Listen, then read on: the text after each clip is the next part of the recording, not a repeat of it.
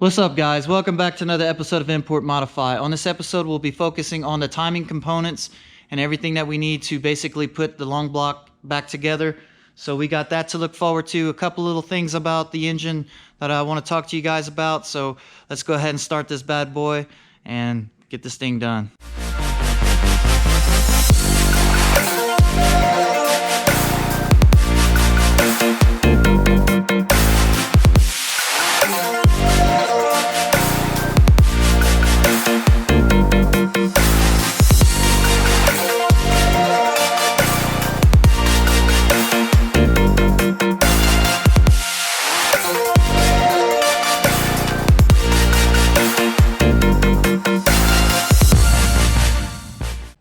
All right. So after the last episode, I told you guys that I had to take my Tupperware box out, go through the parts that I had, and just start going through little things and get things cleaned up in order to assemble the engine all back in its entire form. But the more that I started going through the little items, the more that I'm not pleased with the outcome of the condition. And one of these things being is the fuel rail. If you look at the injectors, you see how nice and corroded they are. That's a no-go in my book, and I think these fuel injector rails are very ugly. And what I decided to do is I'm going to go ahead and order a top feed billet fuel rail, and I'm going to go with some 650cc injectors, and that will give me the capability later on as I want to increase the boost levels, increase the horsepower. It'll be more than adequate to supply that extra fuel that is needed. Also, I was looking through the turbo, and I cannot get this exhaust housing side of the turbo off. I've been saturating it and penetrating oil and everything. I've put the torch to it. I've hit it with the hammer, trying to give it a vibration so I can knock it loose. No matter what I do, I cannot get the hot side of this turbo separated. And I was doing research on the stock turbo, and it seems like these things are only good for about 10 pounds of pressure. After that, the ceramic fins and everything start to reach their limit, and they can shatter themselves and whatnot. So I decided on the turbo, I was doing some research on it, and seems like a good budget turbo for this application would be a Halset Rb25det turbo, and those originally came on the 5.9 Cumming diesel engines. So the more that I research on it and more that I see that they're capable and better than the stock turbos, I believe that that's the turbo that I'm going to go with. And it's going to be more than enough for my horsepower goals and everything for the engine being in a stock form. Other than the turbo and the injector upgrades, that leads me with needing an aftermarket ECU controller. So I'm going to have to do more research on which way I want to go with that. But I still got plenty of time before I decide on those things. And we just need to get to a good stopping point on the engine. And that's what we're going to do on this episode, is we're going to finish off the timing components and hopefully get the oil pan and everything that we need together. I still have to do some more cleaning on the valve covers and get those painted before I mount them, but we still got to get this thing together, so that is the goal. Excuse me real quick. Anyway, without further ado, I still need to clean up this area, get my other parts out, lay them out evenly on this workbench here so that I can be organized to tackle this chore I have ahead of me. So let's go ahead and start it.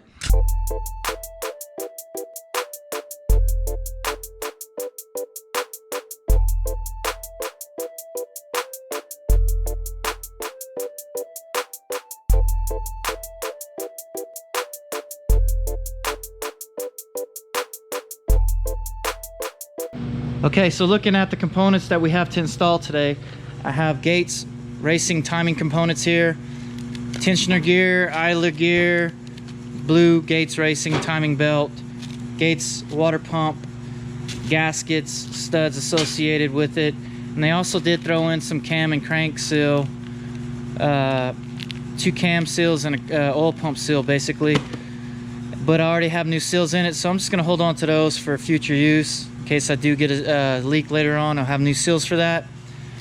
And also have some exhaust studs that we're going to install on the head as well, because we had some broken ones and those OEM ones just look a little bit weathered. I'll hold on to those in case I need them in the future, but I'm going to install all new ones. And I have this nice oil pan here for the application of the swapping that motor into the Z32 chassis. And what it does is it relocates the sump to the rear and supplies you with this oil pickup tube as well to make it all work. And looking at the oil pan, it looks pretty cool. It has a nice little chamber here with these flappers that allow the oil to stay where the pickup tube is going to rest. And also, looking at it, they supplied me with an AND fitting right here that's welded into the pan. And that's really cool because I was looking at getting me an AND fitting to modify this pan because I didn't look at the pan in detail. And I want to get me a rear head drain kit for it, because the problem with these Rb25 engines is at high RPM, the drain ports in the head aren't adequate to drain the oil fast enough. And then what ends up happening is you end up starving the oil pan of oil because it's not draining like it should. And then you end up hurting the engine. The bearings and everything take a shit because it starves the engine of oil. So I'm gonna end up getting the oil drain kit for the back of the head, which is going to take out this plug right here, drill and tap 2 holes. It has a fitting. I'll just angle that fitting this way with an AND hose with 2 AND connectors that will connect from that fitting to this part of the pan right here. And that pretty much solves my problem. And the oil drain on the factory is on the oil drain for the head goes from here down to here. And then you also have an oil drain here for the turbo. So I was looking at maybe trying to find a piece originally that would allow me to use one of these ports for the head and turbo or the head drain. So now I don't have to worry about all that. I could just go from here to here, which is actually on the cold side of the engine where the intake sits. So that's pretty cool. All right, so I'm gonna get things prepped up and let's start installing these components real quick. Okay, so after doing some research on the oil pump, I came across an article of people having problems with these screws backing out from vibrations of the engine. So I'm gonna go ahead and take care of that problem now by putting some red Loctite on those screws and refastening them down. But I was made aware by a viewer of the problem that persists with these Rb25s and the oil pump, and that problem being that the collar on the crankshaft isn't long enough to fill in the whole collar piece on the inner gearing of the pump. And I inspected the gearing, I inspected the crank, and they are indeed fine. And I understand that you need a collar to remedy that, to allow it to have full engagement of the inner ring. But the problem is I have to disassemble pretty much everything that I put together in order to get that collar piece on, because they have to machine the collar on the crank to slide and press that over and everything. And I'm not gonna go ahead and tear this engine back down just for that reason. But I am aware, guys, of the problem that persists in these pumps. But for the horsepower numbers that I'm going to produce, I should be just fine. When the time comes, whenever I'm ready to build this thing for, you know, 500 horsepower range, anywhere from 400 to 500 horsepower range, I'll take the engine down, and I'm in putting forged internals in that engine at that point so that I can make big power. But as it sits right now, I'm shooting for about the 350 horsepower range. And I will put me an oil pressure gauge in the car just to monitor everything that goes on with the pump. But I am aware of it. This pump is indeed good. That crank is indeed good. And I should be fine for the time being. So I'm going to go ahead and send it. But let's go ahead and take care of those screws real quick.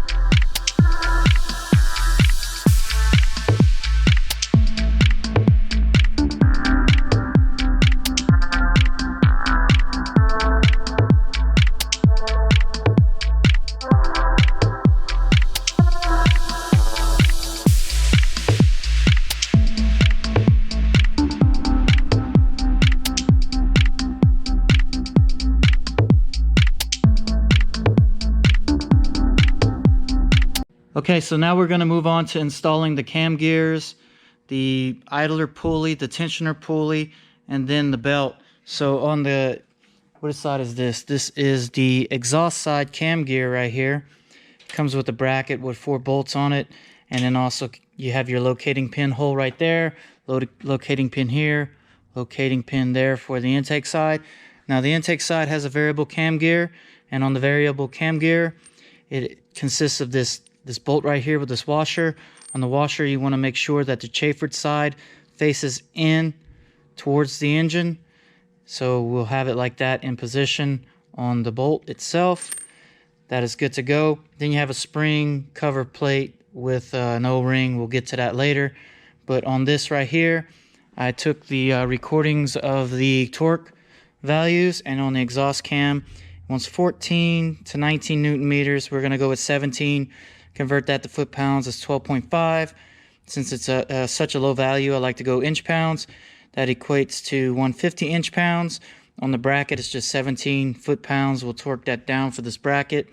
And then I also recorded the oil pickup, but that doesn't apply right now. And I looked in the manual, and they had nothing in the manual about the torque value on this bolt right here.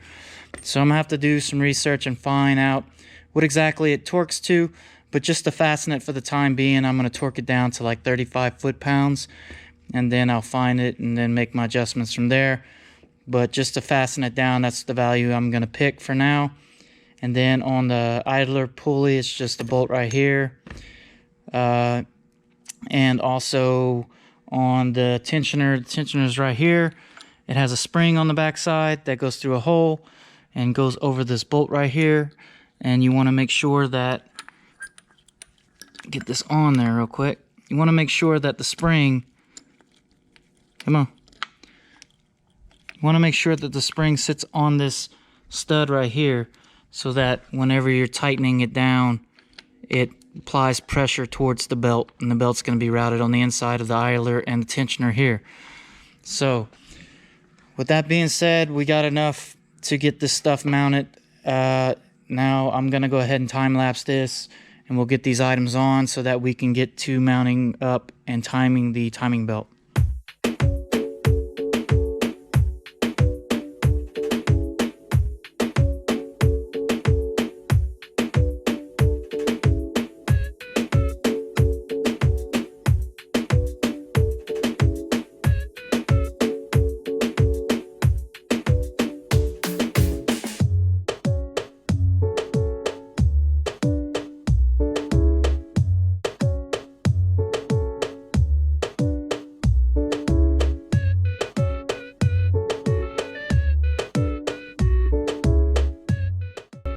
Alright, so I got them on for the most part. You just want to verify that the timing marks are there.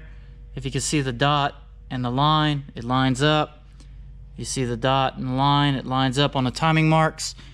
And also down here as well, you can see the dot and the relief right there. So the crank's lined, everything on the timing is lined up. And this I just have it torqued down, as it's just an idler pulley, so I got it torqued. And this right here, you kind of want to leave loose for the time being. There's an Allen key right here that you're going to use to rotate it back so that you can fit the timing belt on and then get it all timed up. So let's go ahead and do that. So I was putting the timing belt on, and then my battery went dead because I didn't realize I only had like 2% left on my battery. So I was charging the battery while I put this on, but I'm going to talk you through exactly what I did so that you better know what to do whenever you come across this. But this timing belt right here, it has the marks that line up with the timing marks on each gear.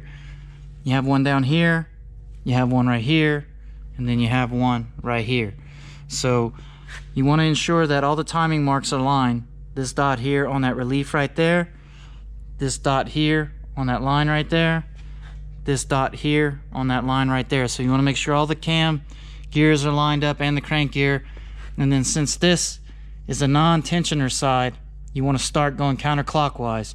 You put the belt on, come around here, put the belt on right here, make sure that this lining mark lines up, this line mark right here lines up, and then from there you work counterclockwise. And this is where it gets tricky, because if you leave this tensioner on, you're not going to be able to fit it over this cam gear. So what I had to do was take this tensioner completely out, set it on the cam gear, and then kind of hold the belt off to the side while I put the tensioner on. And then you want to make sure when you're putting a tensioner on that the spring is resting on the stud. So I had to kind of hold the belt out the way while I put that on, and then I put it in its furthest most back spot, and I put the nut on tight enough so that the tensioner would not move. Then I used my pick, and then I just kind of put it on the edge like that and use it as a guide to slide it over the tensioner. Once I had it in place, you loosen the nut, and then the spring tension will bring this tensioner back. But the tension on the spring isn't enough alone to tighten it up properly. So what I had to do is take my Allen key, just give it a little bit more tension by turning it towards the belt, and then I set it to where I can turn the belt evenly back and forth like this. You want just enough to where you can rotate the belt slightly back and forth like that. Whenever you have enough tension to do that, that's whenever you want to tighten this down. Once it's tightened down, double check your timing marks, and then everything should be good. So we are in fact torqued down on both of these pulleys. Everything's good to go, and like I showed you before, everything lines up, so this is indeed timed right. So now next thing we got to move on to is the oil pickup tube and the oil pan. But if you notice the thickness of the oil pan, it's really thick right here. And the thickness of this oil pan is really thin. So what I did was I took the bolt that comes with the factory oil pan and I stuck it through to see about exactly how much comes out. And then I found me a bolt that was long enough to work with that. And it's this one here, and it's a 6mm by 1mm thread pitch. Now I'm still gonna have to get a washer and a lock washer on it, but putting it through the pan, it's just about as high as it needs to be, because once I have the washer and lock washer, it's gonna bring it down a little bit, and it's gonna put me about exactly where it would be as it would be on a stock oil pan. So this is a 30mm length, so I got to get 30 of these and the washers and lock washers, and then we'll move on to mounting the pickup and the oil pan, and then from there we will be pretty much done with this video. So I'm gonna have to make a run. When I get back, we'll get this done. All right, I made it back from running a bunch of errands. It took me longer than I thought. Ran to one place and they were closed, so I had to go to an auto parts store and source out a bunch of bolts. But about 50 bucks later, I was able to come up with all the fasteners I need. The thing is they only put so many 6x1 by 30s in a pack, so I had to go and source individual packs to make it all work. But I still got a discount on it, but still cost me more than I was wanting to spend. But I got the fasteners that I need in order to get that oil pan mounted up. But before we do that, I had to clean off the back area for the rear main seal. I got it all cleaned up. Here's the assembly back over here. So now I need to apply some RTV and get it bolted up. So we're going to take care of that real quick. And then after that, I have to make a gasket for the oil pickup, because the stock one uses an O-ring and this one does not have a slot for the O-ring. So I'm gonna have to make up a gasket to make that work. But other than that, let's go ahead and start this party off on this.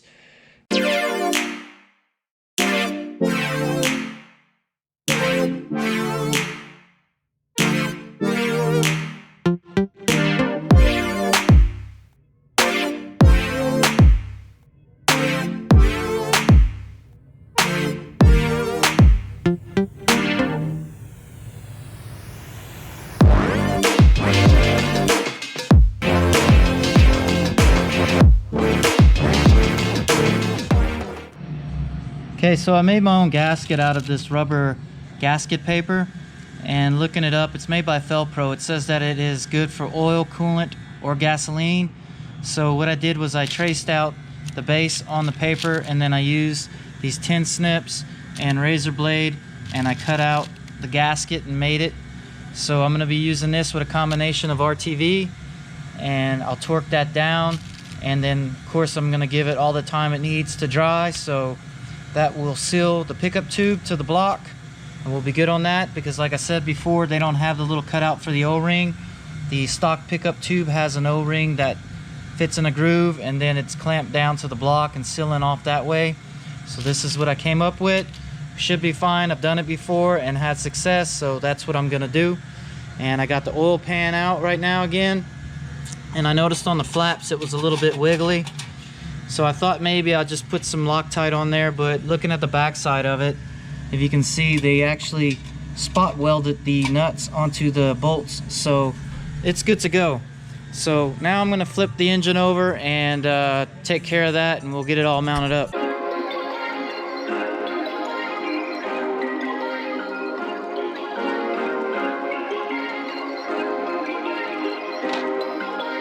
Perfect. Okay, so it looks like I ran into a problem whenever I was mocking up the pan. I always like to mock things up, especially an aftermarket product. It would suck to put all the RTV on it and try to go ahead and mount it, and then you would realize that there's a problem and then have to take all that RTV off. So the problem is right here where they cut out this chamber right here where the pickup sits, it actually has this piece right here that kind of interferes with the pickup tube right here. And what it's happening is it's not allowing all the holes to line up just right. So by me taking off this little bit of material right here, it's going to allow me to align all the holes just how they need to be up on the pan. So other than that, that's really all that I can see that's the problem with this design. Now this is a CX Racing oil pan, and what I'm going to do is I'm just going to tape off these chambers right here on both sides with some painter's tape. I'm going to take my Dremel tool and I'm going to cut out this little area right here, and then I'm going to go ahead and put it back onto the block and see if that's going to cure it all. But just looking at it from underneath with my flashlight, it seems to be kind of interfering with this piece right here. So we'll go ahead and take care of that, and that should solve the problem. But I have the pickup tube mounted up now, and like I said, I had made that gasket and I double-sided it with RTV. It's going to be more than adequate enough for it to seal. But it was a little bit of a pickle to get this thing in there because it's got a relieve cut right there so you can slide it in. So I had to make sure that the gasket material was seated up against the pickup tube, so when I slide it over, it didn't smudge all the RTV from the block out the way. I was able to get it. It's a little tedious, but I got it in there and I got it tight. So this is good to go. So now I'm going to go ahead and get my Dremel out and take care of this, and then we'll go ahead and see how it fits after that.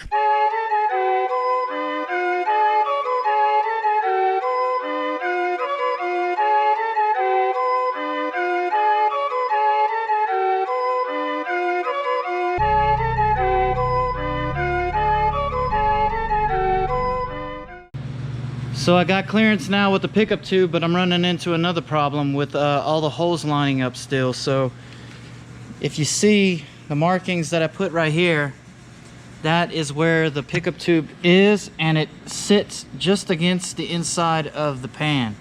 You can see that. So it interferes with the inside part of the pan, not allowing it to push over all the way, and it's kind of leaving my holes a little bit off on the opposite side. So if I line everything up right, so what I'm gonna do is I'm gonna try to relieve the inside of the pan a little bit right there, just to massage it a little bit and see if I can get the holes to line up better. So looks like I'm gonna have to just massage a little bit, put it back on, mock it up, massage a little bit more, put it on, mock it up. And I mean, what do you expect, man? I mean, it's CX Racing. It's not known for the best quality, just you know, good for the budget. But I was kind of expecting a little bit to be off, but it is what it is. So I'm gonna take the time and massage it. I don't know if I'm gonna have enough time tonight to do it, so I guess I'm just gonna call it the night, and then I'll see you guys sometime tomorrow, and then we'll massage it some more and get this thing to mock up with all the holes lining up, and then we'll get it mounted up. But Cool deal. See you guys tomorrow.